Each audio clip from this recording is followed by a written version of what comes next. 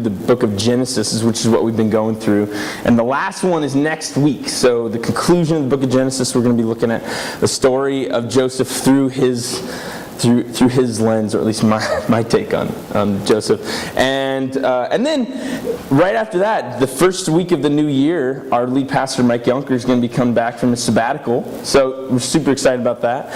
He's at an NFL football game today. So he's watching the Oakland Raiders, and which I don't really know why anyone would want to go see them. But no, if in case you're wondering, come here on the 4th to support him. And he's coming back. He's super excited.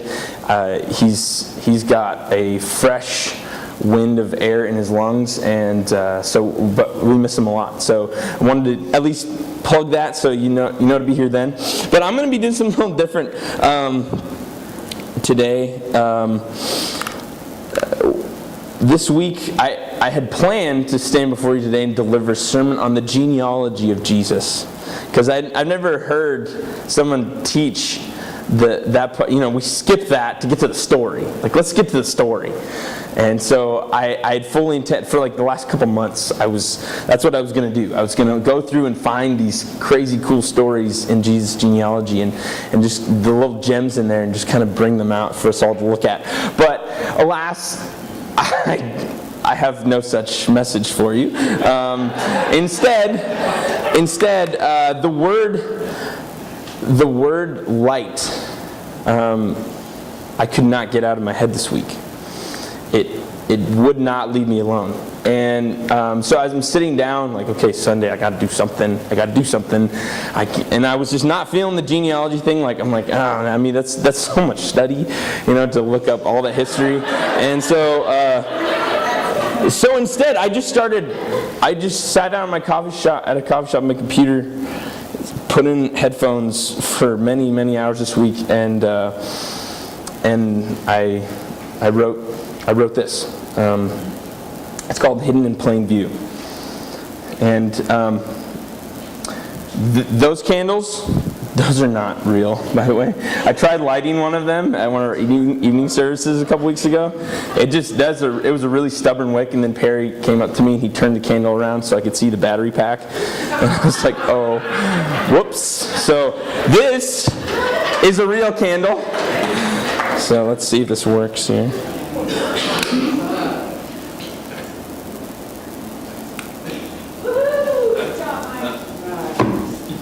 So this is a poem called Hidden in Plain View. They say that seeing is believing. So I concluded that if seeing is believing, I guess nobody sees me.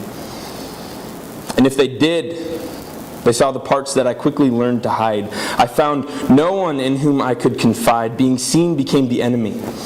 And my life, the pursuit of covering every deed that did not please the masses. I could not find the recipe that would satisfy their appetite. I was done with doubters and the shouters of my shortcomings. This life is no place for the troubled or the wounded. An exposed wound invites infection, the infection of ridicule and 1,000 shoulda couldas. This pain was mine to bear.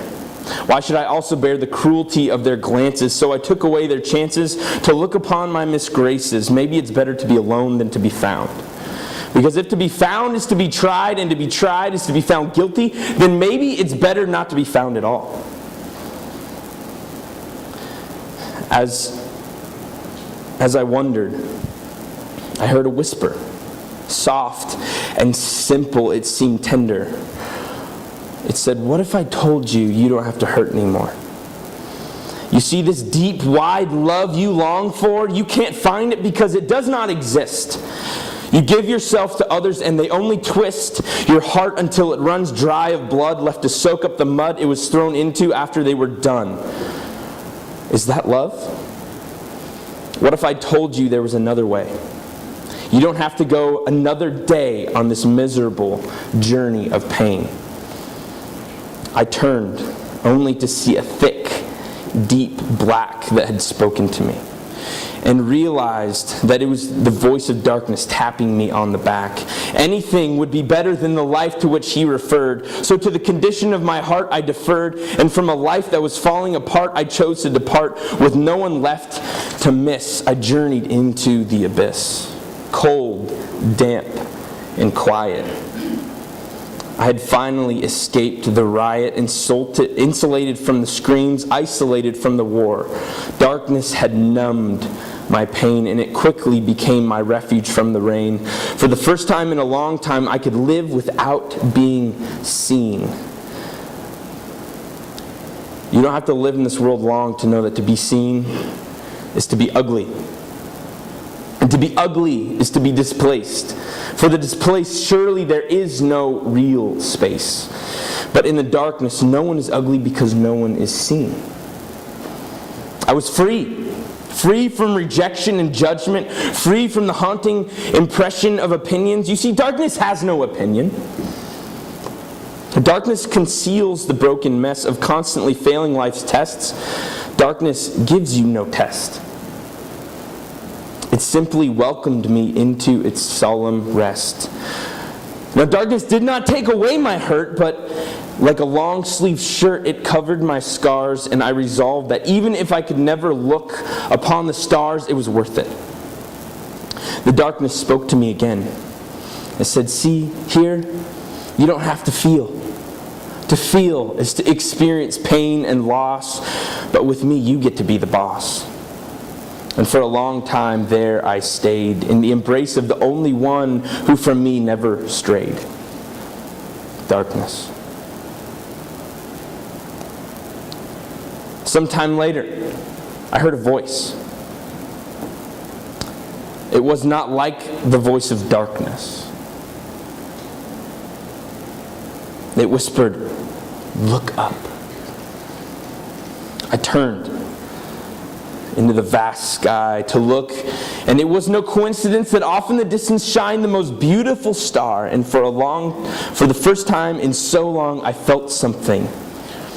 I sought something. I allowed myself to wonder, and before I knew it, I found myself following the star, running so fast and so far. In the darkness, my journey had ceased, but as my anticipation increased, I pressed on, because I knew that whatever I was looking for, I would find in that star. I knew that I had to. As I followed the star, I came to a house. A full yellow light pressed out of the windows, stretching out into the endless night around it. My eyes followed the light's outline, as if it were coming out to meet with the dark. Inside the house was a candle on the table. Its subtle flame waved with the air's movement.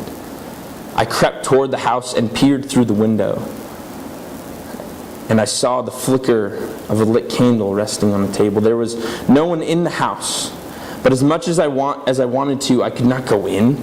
To do so would be to abandon the darkness that had so well hidden my sin. Darkness then reminded me, the risk is too great. That innocent candle is just bait. As soon as they see you, they'll turn. Think of when you came to me in fright. It's all because of that light. Darkness had made its appeal, but there was something about this light that felt real. So trembling as I opened the door, I walked in to find the candle's flame dancing in place with the wax as its dance floor. Its waves held me in suspense, and I deciphered the mystery of its pattern. The wax gave way to the flame's heat, and each drop of wax that ran down the long stem was like an arm laying itself down to rest at its side. In perfect agreement, the flame descended and the wax melted, bowing to the ember's will. What seemed like hours passed, when at last the new voice spoke again, and again it said, "Look up." And as I did, I saw another person looking back. I gave him a frozen, blank gaze. My eyes had not met another in so long that to be seen felt wrong. but I couldn't look away. There was something familiar about the face. I wondered if we had met in some other place. I rose from the table, and I saw that he too was standing next to a candle. I picked the candle up and walked toward him. He did the same, and we came face to face. I studied his eyes, nose, and ears, and slowly I was being disarmed of all my fears. The candle he held was identical to mine. It was then that I knew the person looking in my direction was none other than my very own reflection. My eyes quickly found the borders of a mirror. I could not believe it, so I drew nearer. All this time hiding in the darkness, I had forgotten what I looked like. The person I remembered was ugly in every way, unacceptable, forgettable, useless, and undesirable, but this mirror told a different story. I saw someone worth loving, someone worth accepting. That's when the light spoke a truth I had never heard. When you hide the ugly parts of yourself, you also hide the beautiful. When you walk away from love, you walk away from everything that is true. The light gives the richest color to the deepest pain. Like the dark, the light does not take the pain away. But unlike the dark, the light puts it on display. If darkness separates love from truth, then light separates pain from fear. Because only when pain is brought to the light can it turn into something bright. This is the story of that light. Light is the source of life. Light was given to humanity, but instead they chose strife, hiding in the shadows, walking only in the night. So God walked into the shadows as a baby. He shined in the darkness, but the darkness did not understand his light. The one who flung massive stars into space was now only occupying a single space. He entered into the shadowed world as a baby, quietly, softly, divinity wrapped in humanity, royalty appearing with such simplicity. This baby was the light sent to shine in the darkness, not to condemn the darkness or to shamefully expose the wickedness of men, but to reclaim the beauty from which humanity had run. He came because God believes in the beauty of each soul. He came to proclaim that love is not dead. It is alive and well, and deep in the heart of every man does dwell a light. Each life is like a candle, some dim, some bright, some timid, some with great might, but all have been given a flame that flickers. A beauty that whispers, a hope that carries on. This baby, this light has come that light may live in the hearts of men once again. And while the darkness through its deceit had tried to hide them, it could not stop his proclamation. Then I looked down at the candle and knew that I did not belong to the darkness. The shame and the fear that I carried with me did, but the light exposed everything I hid to grace and love. And where grace and love are, shame and fear have no place. So now when I hide in the light. For it is light that makes everything visible. That is why it is said, "Wake up, O sleeper, rise from the dead, and Christ will shine on you." So if you've lost your lungs to crying out, if joy is just a memory and peace just a fantasy, if the pit has turned from a temporary stopgap to a permanent vacation, I'm here to tell you that where darkness buries hope, light builds hope. Where darkness makes strangers out of friends, light makes friends out of strangers. Where darkness numbs the pain, light reconciles the hurt. Where darkness whispers lies, light illuminates the truth. Where darkness isolates, light brings together. Where darkness covers with resentment, light covers with love. Light exposes the beautiful in the ugly. Darkness just conceals the beautiful and the ugly. Darkness makes everything black and white, but light gives color to everything. I'm learning to trust in this light, so that when I hide, I do not hide in darkness any longer. I do not need to. I hide in the plain view of light.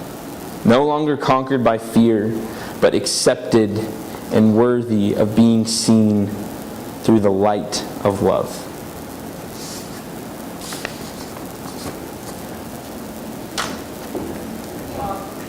So,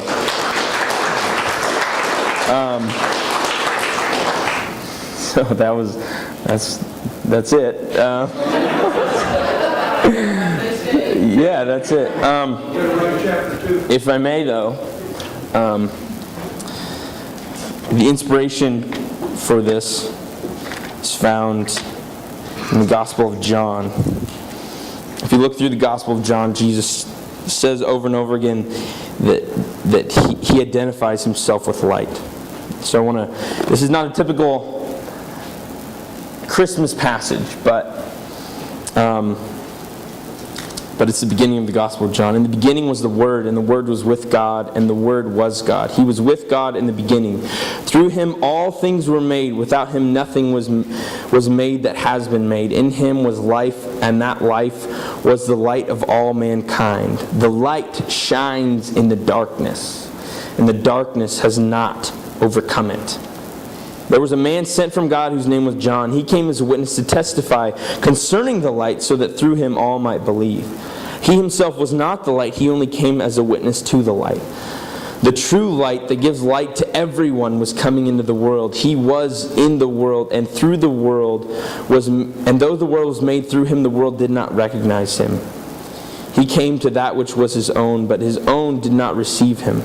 Yet to all who did receive him, to those who believed in his name, he gave the right to become children of God. Children born not of natural descent, nor of human decision, nor a husband's will, but born of God. The Word became flesh and made his dwelling among us. We have seen his glory, the glory of the one and only Son who came from the Father, full of grace and truth. John testified concerning him. He cried out, saying, "This is the one I spoke about when I said, 'He who comes after me has surpassed me, because he was before me.' Out of his fullness we have all received grace in place of grace already given. For the law was given through Moses, but grace and truth came through Jesus Christ. No one has ever seen God but the one and only Son, who is himself God and is in closest relationship with the Father, has made him known." And then John chapter 3, starting in verse 16, reads this way.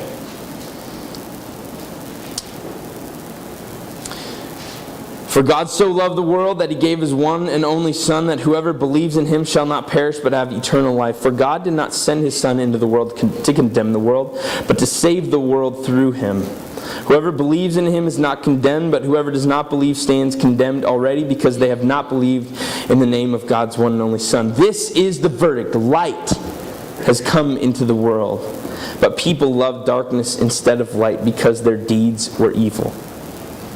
Everyone who does evil hates the light, and will not come into the light for fear that their deeds will be exposed. But whoever lives by the truth comes into the light, so that it may be seen plainly that what they have done has been done in the sight of God."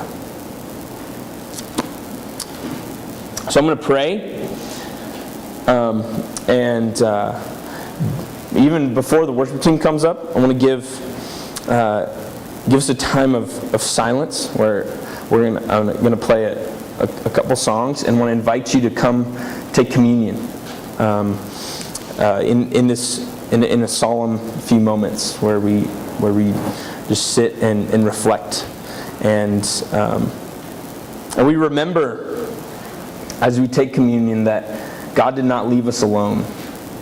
God did not consider this world to be shamed.